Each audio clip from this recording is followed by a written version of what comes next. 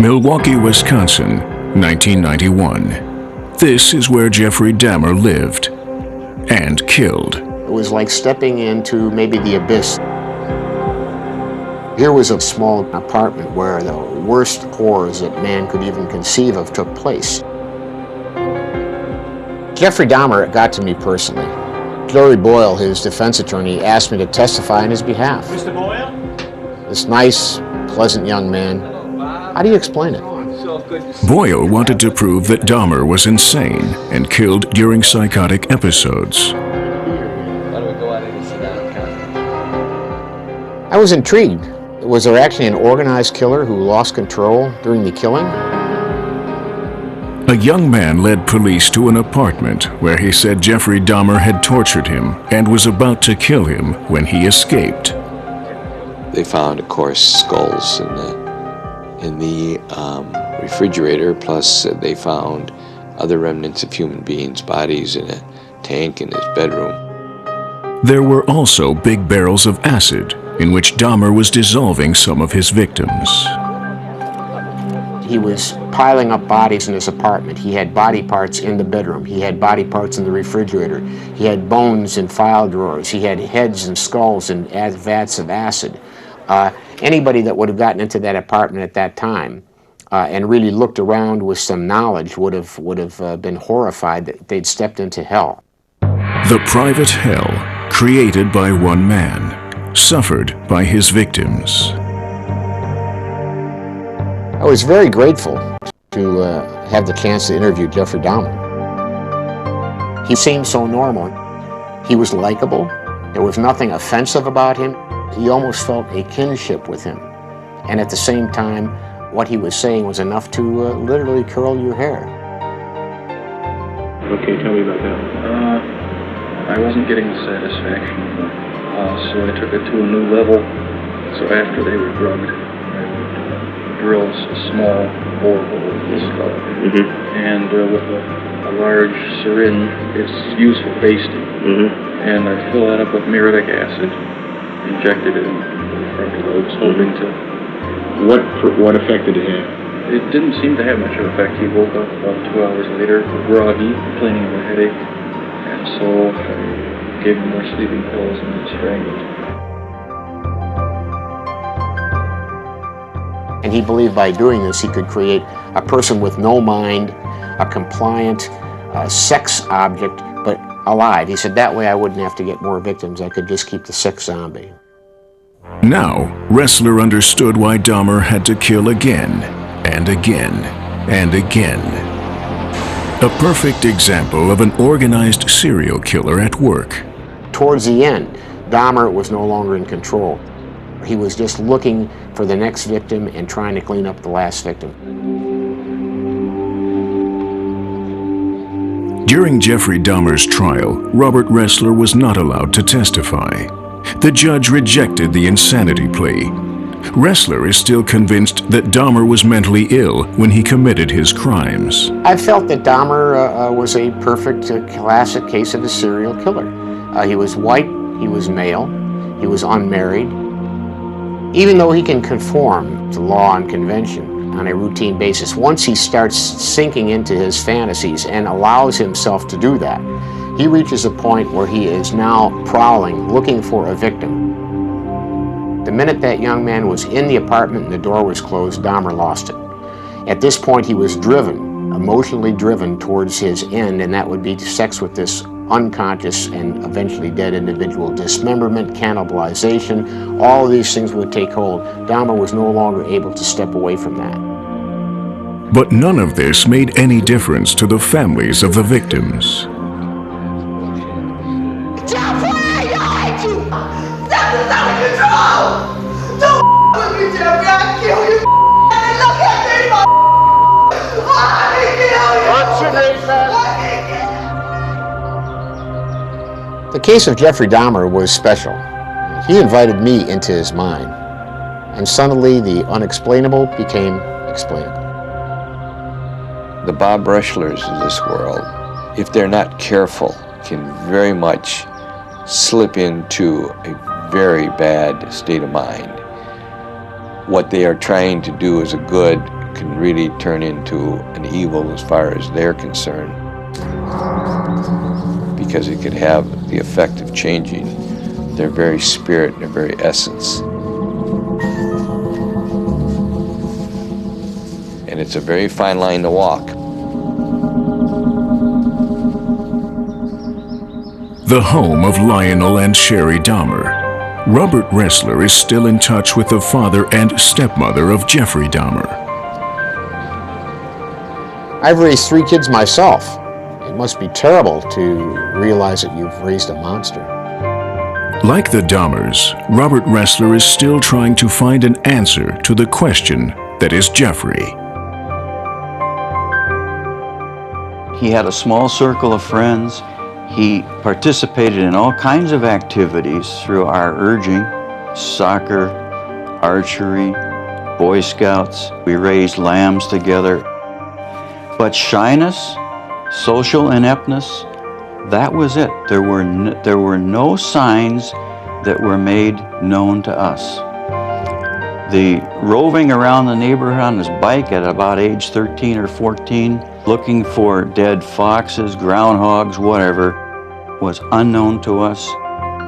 I always saw Jeff, the lost child, the little boy.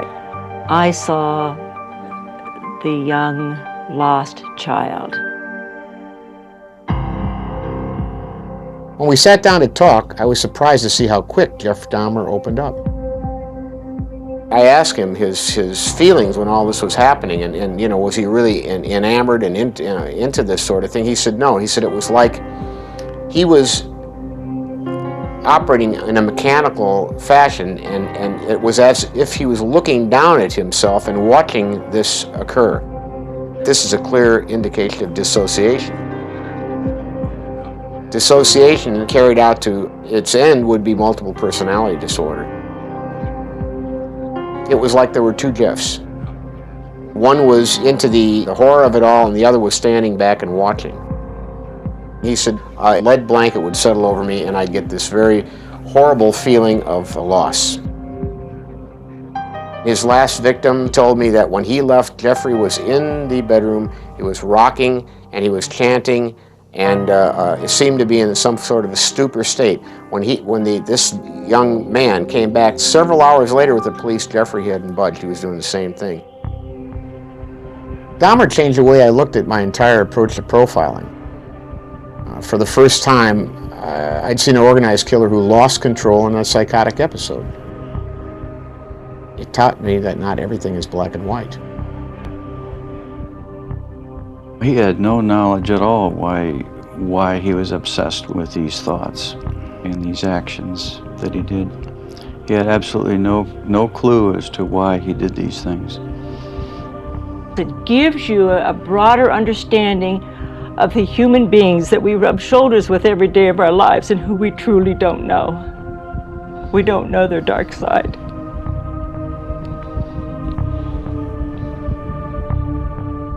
Pain and confusion. The victims, their families, they know it well. And even the profiler is not immune to it. Jeffrey Dahmer made me see the world with different eyes. A predator can be our own flesh and blood. Alexandria, once again.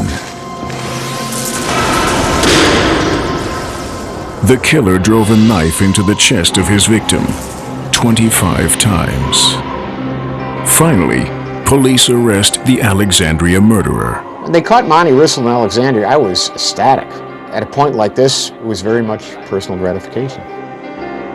Ressler had noted that the perpetrator would be a young man, late teens, early 20s. Monty Rissell was 17. Ressler had predicted that the killer would have grown up without a father. Monty Rissell's father left when the boy was 7 years old. Once the guy was in custody, I was a little surprised only about the age. The age factor here, I thought that he would have been older.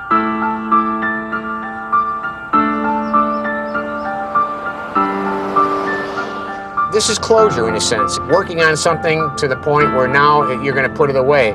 But more importantly, I think, is the fact that you're now able to sit down with this individual to ask him questions. In a sense, it becomes validation of the profile that you've done. Were you right? Were you on the money?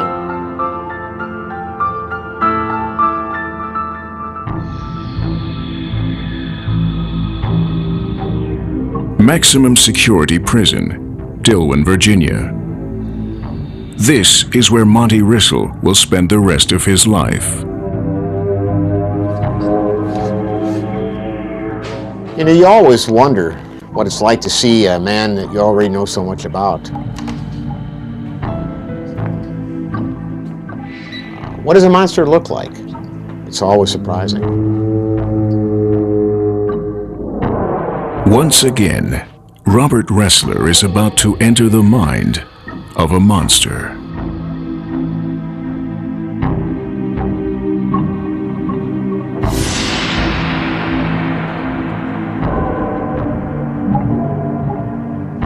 Face to face with a serial killer,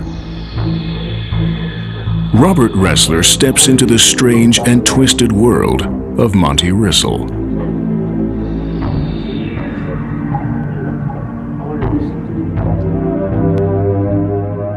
What was it like to take the lives of these women?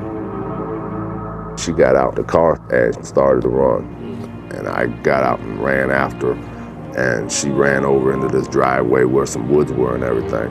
And I stabbed her in the back, and she fell on the ground. I think I stabbed her 4 or 5 more times.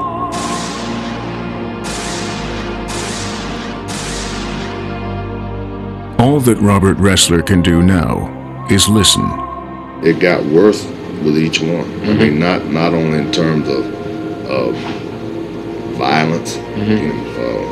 You get more authoritarian now? More. You're not negotiating anymore. No, more. It's more demanding, more power involved. Just total control, domination. But I had such power and control over another human being. I mean, and that made me feel invincible. Now, you weren't there waiting for somebody, were you? No. It was just a spur of the moment. I was out walking, and I had all this stuff on my mind, and it just seemed like something snapped in me.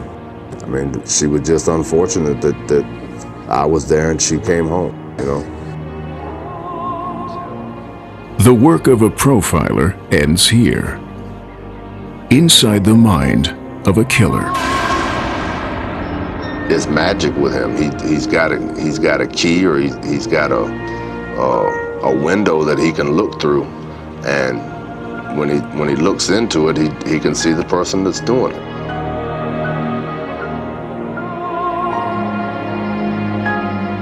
The key to catching a serial killer is to put yourself into the thinking patterns of that individual.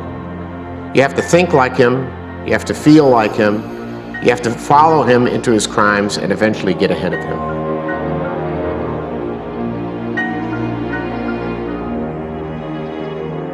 When I paint a picture for him, or I tell him what happened, he's right there. He can see and visualize what I tell him, and in so doing, he gets into my head, and he can see where I'm going, or what I'm about to do, or what I might do next. And so the serial killer completes the profile of the profiler.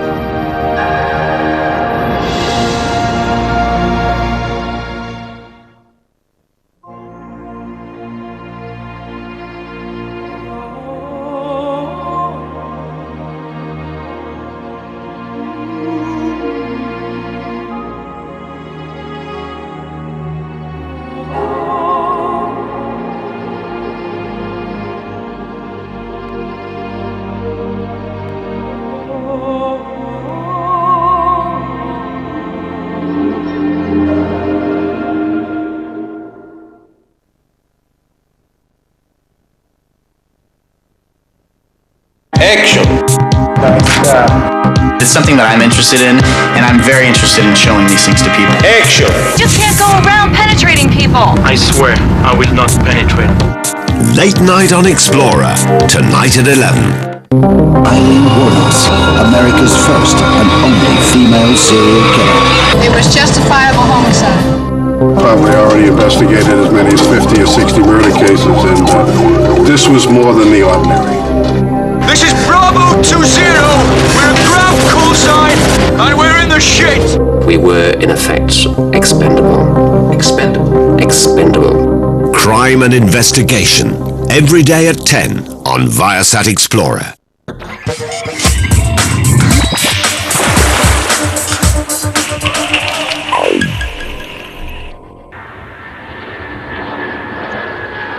Running an airline isn't just about getting planes into the air. It's about ensuring that your aircraft will be where you think it should be to operate a particular route. That's the job of operations, and for British Airways, that's based